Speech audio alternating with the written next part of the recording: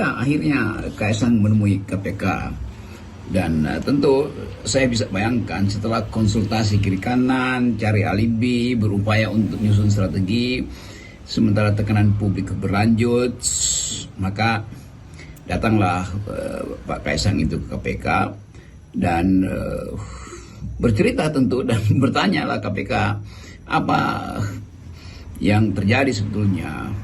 Ya mungkin KPK akhirnya mengetahui bahwa prosedur yang dipakai oleh Kaisang tidak layak. Prosedur apa? Ya tentu prosedur etis. Apakah itu menyangkut prosedur kepejabatan?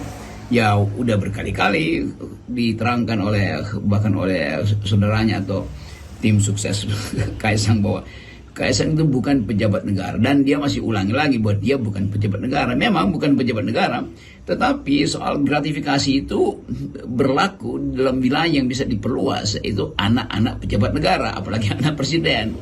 Jadi inti dari persoalan Kaisang itu adalah hendak diupayakan oleh tim hukum atau para penasihat Kaisang bahwa dia tidak kena delik atau tidak kena hukum.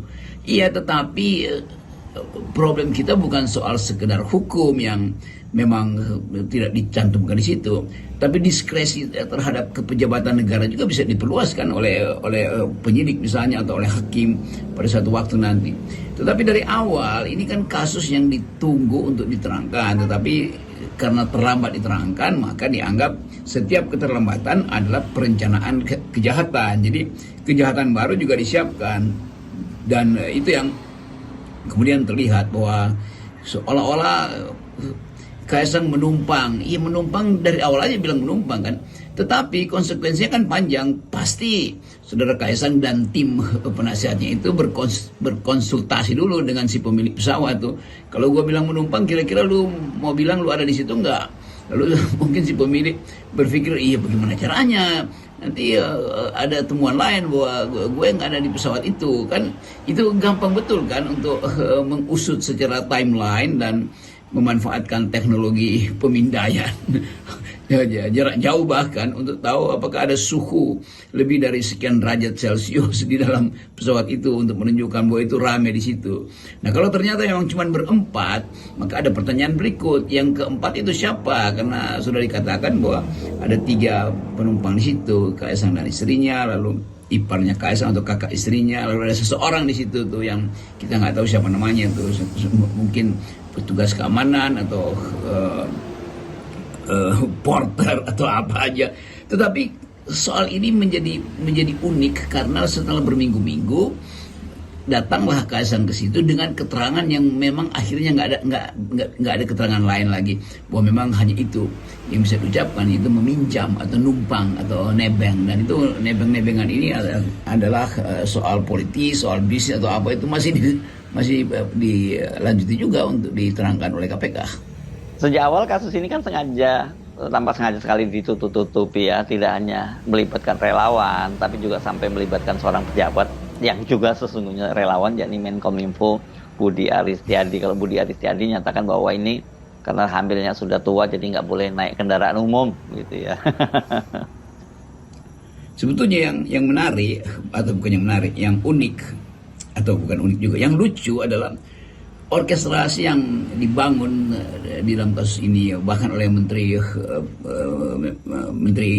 Informasi itu harus menerangkan bahwa ya tidak mungkin naik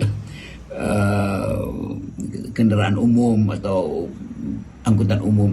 Tetapi pada saat yang sama kita tidak mengerti bahwa apakah kasus ini betul-betul terkait dengan di belakangnya ada soal bisnis atau ada soal perjanjian-perjanjian, atau bahkan memang itu pesawat yang dipakai untuk kepentingan di belakangnya ada klub atau ada satu kelompok yang punya misi yang sama dalam berbisnis dengan memanfaatkan kedekatan Kaisang pada kekuasaan. Kan itu yang orang ingin lihat tuh, bahwa berita ini sudah diulas di beberapa media internasional, mungkin tinggal nunggu Financial Times untuk mengulas itu dan kita langsung tahu tuh apa sebetulnya yang terjadi tuh dan apa impactnya pada perbisnisan Indonesia dan partnernya di Amerika. Tetapi melanjutkan keterangan dari Kaisang dan kesempatan untuk mendengarkan keterangan yang panjang itu hanya dipotong oleh Kaisang bahwa silakan tanya pada KPK. Lalu KPK bilang iya, tetapi yang di pesawat itu tidak ada pemiliknya tuh.